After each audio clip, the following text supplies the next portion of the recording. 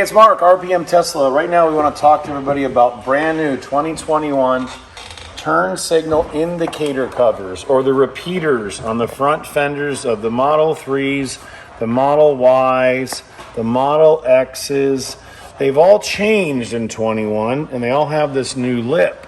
Now this lip extension is sticking out probably for autopilot, probably for wind and air and water that may go over the lens and the camera. But nonetheless, this happened in about March of 2021. Well, we've got our brand new full turn signal overlay caps finished, completed, and in stock. And they are beautiful. You can see the difference. All over the years, we've had a lot of top caps, but this is a full cover that completely surrounds the entire turn signal indicator, leaving open the camera and the reflector or the light up LED area. So let's show you how these fit, and also these are backward compatible. They'll fit any turn signal indicator from 17 all the way to 21, because this lip is the newest addition for our mold, but it's also backward compatible. So we're going to show you this on a Model Y 2020 in a few minutes, but they're going to install the same way. First, you're going to choose glossy or matte. Matte's going to match the spoiler on the car. You can see how it matches the mirrors here on this Model Y. So matte or glossy is your choice, the dry look or the wet look. But let's talk about how easy it fits on and show you the exact fitment. Again, the whole overlay or the cap is double-sided tape. It's simply clean it, peel, and stick. But look at the fitment. Look how it fits up close, right against the camera, right against the LED light. If you look straight into it, you can turn the lights on to show you how it still flashes. So it's a great fitment. It's amazing how nice it fits around everything. It looks so factory.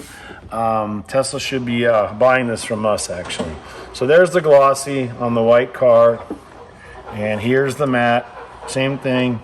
You can see the turn signal, how it lights up, how everything is viewable.